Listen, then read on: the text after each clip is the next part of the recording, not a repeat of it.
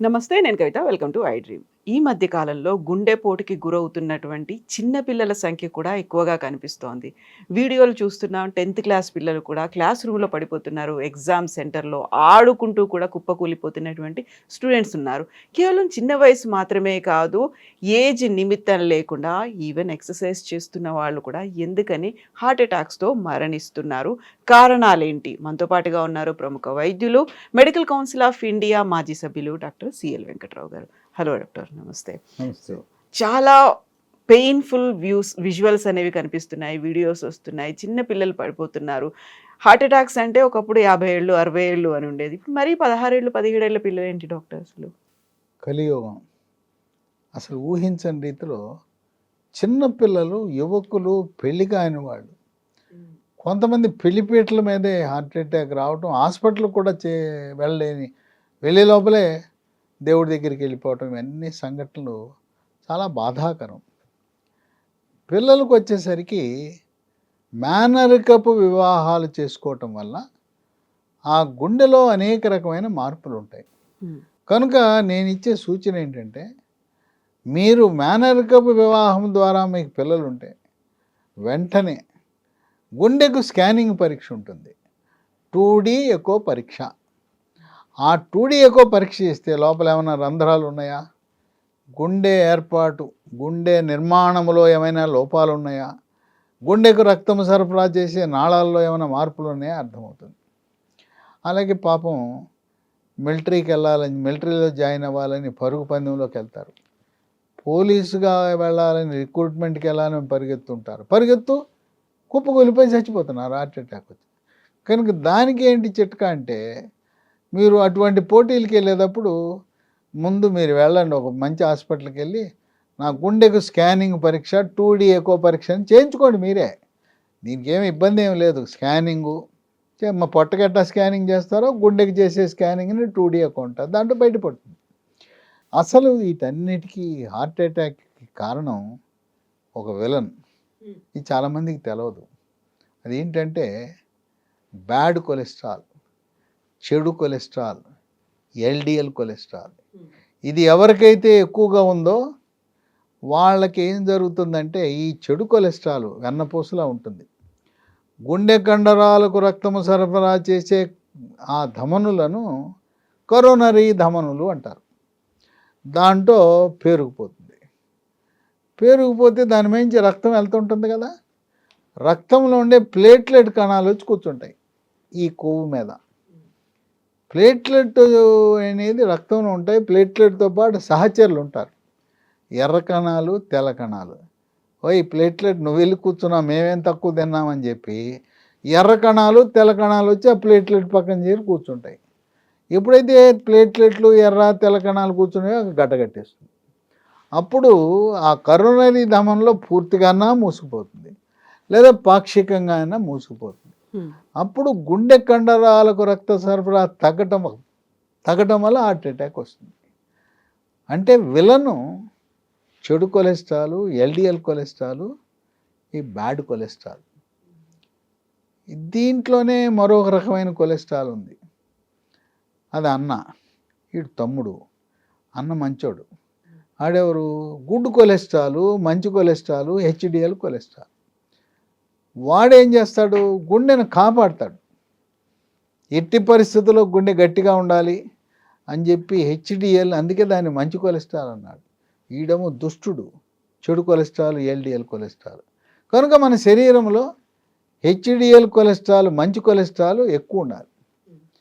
చెడు cholesterol, LDL cholesterol, bad cholesterol తక్కువ ఉండాలి. ఇక ఈ రెండింటితో పాటు ఇంకోటి ఉంది, ట్రైగ్లిజరైడ్ అని. ఇవన్నీ ఎట్ట తెలుస్తాయి మనకి?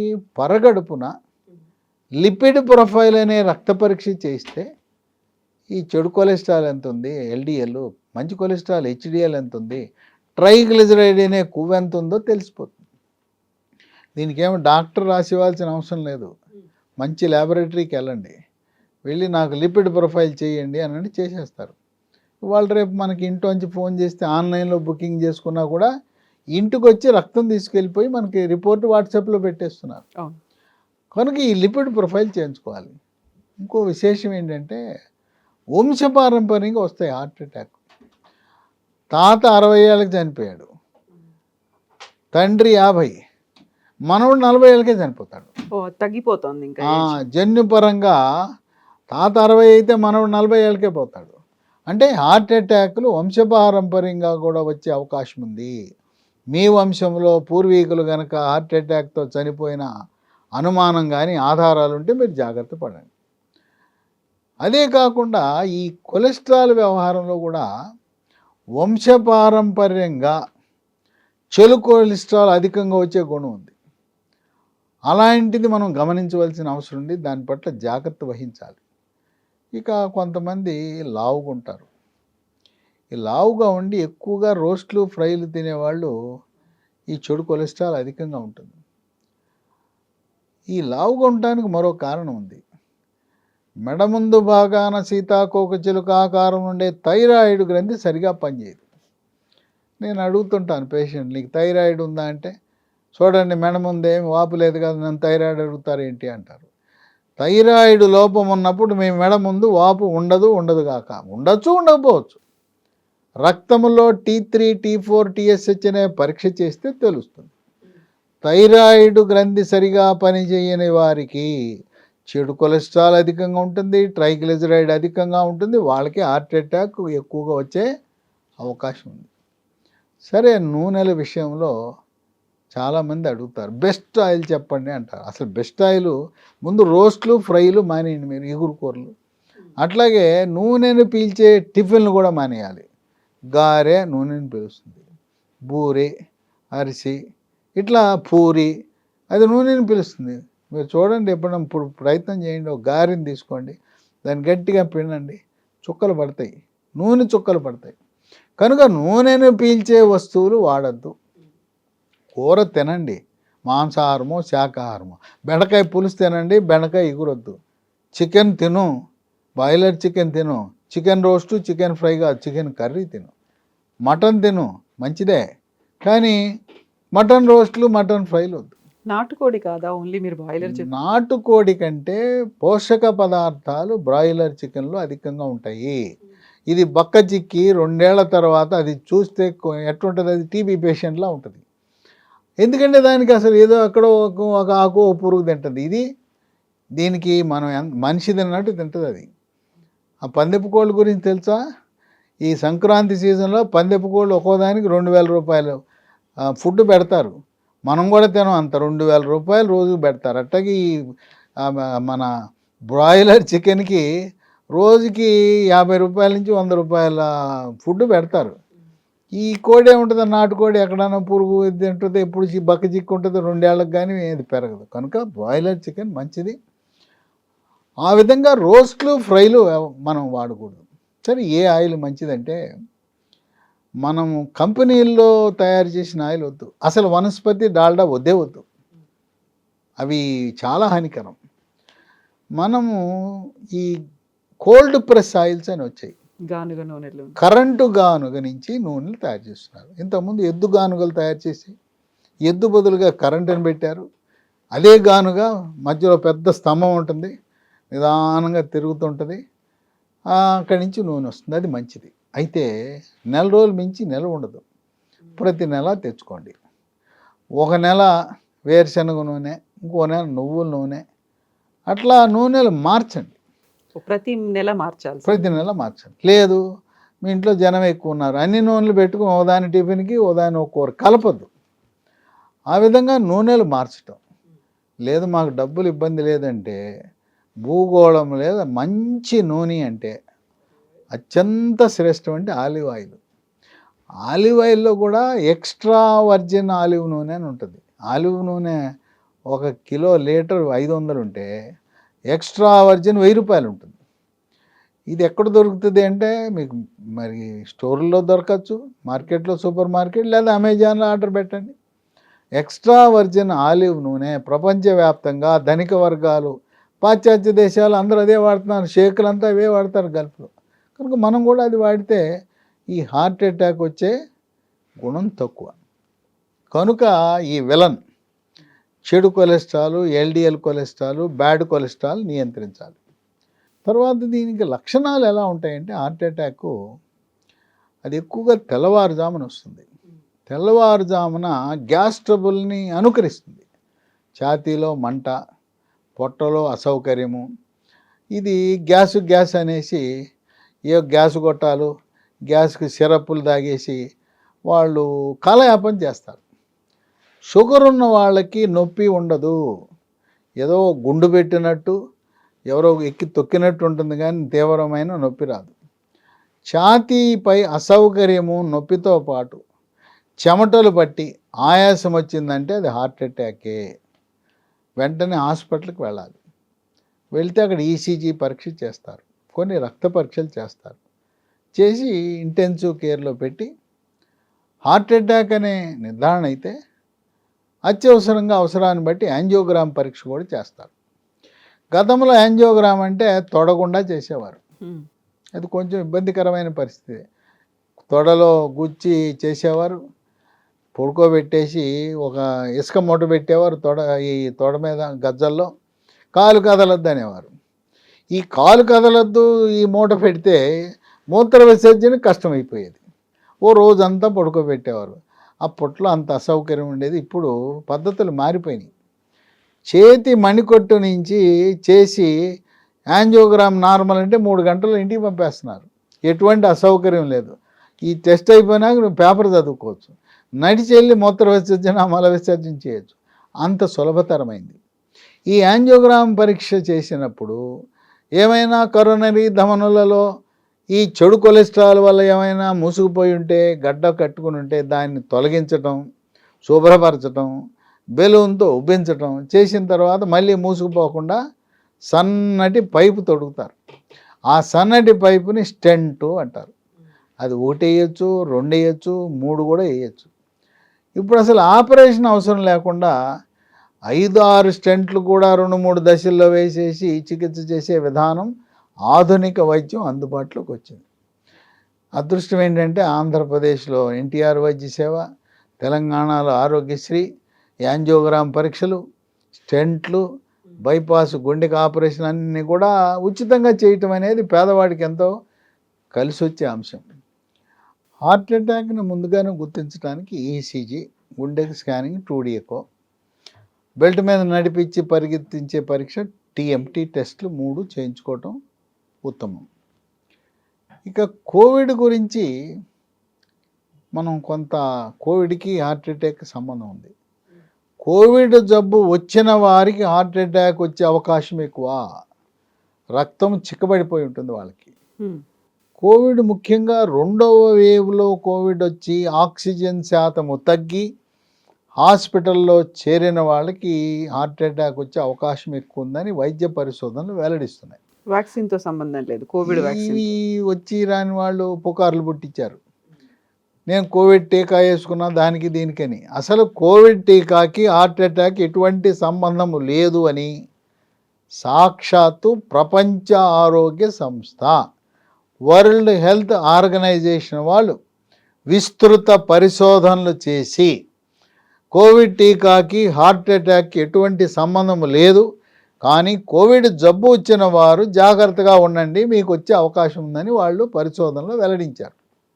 కనుక కోవిడ్ టీకాల గురించి మీకు మదిలో ఏమైనా అనుమానాలు ఉంటే దాన్ని తీసిపారేయండి.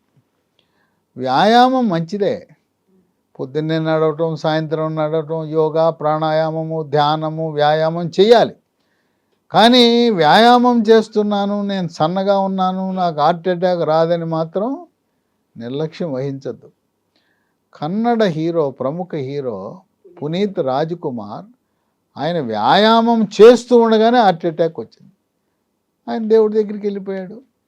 తర్వాత వైఎస్ఆర్ గవర్నమెంట్లో పరిశ్రమల శాఖ మంత్రిగా ఉన్న గౌతమ్ రెడ్డి, మేకపాటి గౌతమ్ రెడ్డి, ఆయన ఎంత నిష్ఠా నిబద్ధత అంటే ముందు ఆయన ప్రయాణ టికెట్లతో పాటు ఎక్కడ దిగుతాడో అక్కడ ముందు జిమ్ ఉందా లేదా చూసుకుంటాడు. ముందు జిమ్ బుకింగ్ ఫస్ట్, తర్వాత ఫ్లైట్ టికెట్లు, రైలు టికెట్ నెక్స్ట్. ఆ విధంగా ఒక్కరోజు 2 రోజులు కూడా క్రమం తప్పకుండా వ్యాయామం చేసే పునీత్ రాజ్కుమార్ కానీ గౌతమ్ రెడ్డి కానీ ఏం చేశాం? దేవుడి దగ్గరికి వెళ్ళిపోయారు కదా. కనుక విర్రవేగద్దు. నేను సన్నగా ఉన్నాను, రోజు వ్యాయామం చేస్తాను, నాకు హార్ట్ అటాక్ రాదని మాత్రం అనుకోవద్దు. ఈ చెడు కొలెస్ట్రాల్ నియంత్రించడానికి గుండె డాక్టర్లు అటర్వాస్టాటిన్ అని రోజువాస్టాటిన్ అనే మందులు వాడుతున్నారు. వాటి గురించి అమెరికాలో పెద్ద ఎత్తున వివాదం. కొంతమంది అసలు ఈ పని చేయవు, ఈ అటర్వాస్టాటిన్ రోజువాస్టాటిన్ ఫార్మా కంపెనీలను పోషించడానికి ఫార్మా మాఫియా మెడికల్ మాఫియా అని దుమ్మెత్తిపోస్తున్నారు. అయినా ఇవి వాడేస్తున్నాం భారతదేశంలో. అవి ఎంతవరకు పనిచేస్తాయో తెలియదు కానీ రేటు మాత్రం బ్రహ్మాండంగా ఉంటాయి. మన ఆస్తులన్నీ అయిపోతాయి అవి కొనాలంటే.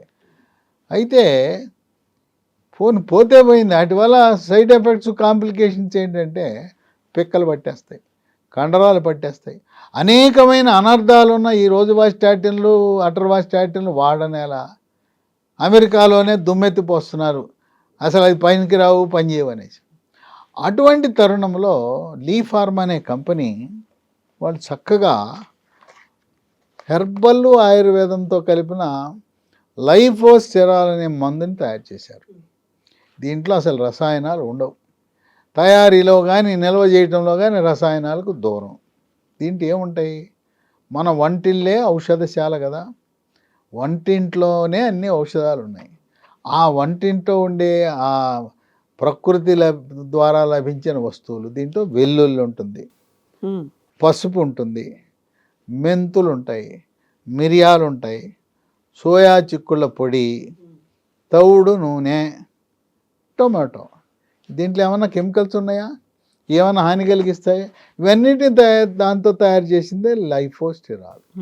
మనము అటర్వాస్టాటిన్ రోజువాస్టాటిన్ వాడే బదులుగా మీ ఇంట్లో ఉన్న అటర్వాస్టాటిన్ రోజువాస్టాటిన్ ఏదో వాడేయండి. తర్వాత లైఫోస్టెరాల్ ఉదయం ఒకటి, టిఫిన్ తర్వాత, రాత్రి భోజనం తర్వాత ఒక 3 నెలలు వాడండి. లిపిడ్ ప్రొఫైల్ చేయించండి. ట్రైగ్లిజరైడ్ చెడు కొలెస్ట్రాల్ నియంత్రణలోకి వచ్చేసినాయి. అప్పుడు 2 కాకుండా ఒకదాంతో సరిపోతుంది. కొంతమందికి 2 అవసరం ఉంటాయి, కొంతమందికి 1 అవసరం ఉంటుంది.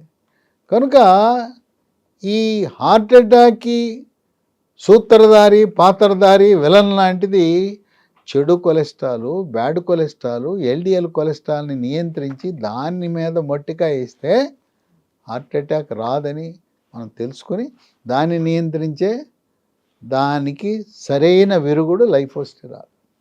ఇవి ఎక్కడ పడితే అక్కడ దొరకట్లా. ఎలా సంపాదించాలి దీన్ని? మనం ఆన్లైన్లో అమెజాన్లో ఆర్డర్ పెట్టేయచ్చు, అక్కడ వస్తుంది. లేదా లీ ఫార్మా కంపెనీ వాళ్ళ వెబ్సైట్ ఉంది, www.leehealthdomain.com అని ఉంది. మాకు ఆన్లైన్ గురించి తెలియదండి అయ్యా అంటే అప్పుడు ఫోన్ నంబర్లు 3 ఇస్తా. ఏ ఫోన్కి చేసినా మా ఇంటికే కొరియర్ ద్వారా వచ్చేస్తాయి. 9100107480 9100107480. రెండవ నంబరు 8977030218. మూడవ నంబరు 9502897374. దీనివల్ల ఎటువంటి అనర్థాలు లేవు. ప్రకృతి ప్రసాదించిన సహజ సిద్ధమైన వంటింట్లో ఉండే వస్తువులతో తయారు చేసిన లైఫోస్టెరాల్ వాడండి. ఎవరికైతే ఈ కొలెస్ట్రాల్ అధికంగా ఉందో, చెడు కొలెస్ట్రాల్ ట్రైగ్లిజరైడ్ అధికంగా ఉందో, దీన్ని వాడటం ద్వారా సమర్థవంతంగా దాన్ని నియంత్రించుకుని హార్ట్ అటాక్ బారిన పడకుండా కాపాడుకోవడానికి ప్రకృతి ప్రసాదించిన వరం ఇది. వాడటం శ్రేష్టము, శ్రేయస్కరము, ఆరోగ్యకరము, ఆనందదాయకము కూడా. Yes doctor, thank you so much. ఈ లైఫోస్టెరాల్ ఈ మందు కావాలి అనుకున్న వాళ్ళు www.leehealthdomain.comతో పాటుగా స్క్రీన్ మీద స్క్రోల్ అవుతున్నటువంటి నెంబర్స్కి కాల్ చేయొచ్చు, మీ ఆర్డర్ని ప్లేస్ చేయొచ్చు, ప్రోడక్ట్స్ మీ ఇంటికే వచ్చేస్తాయి.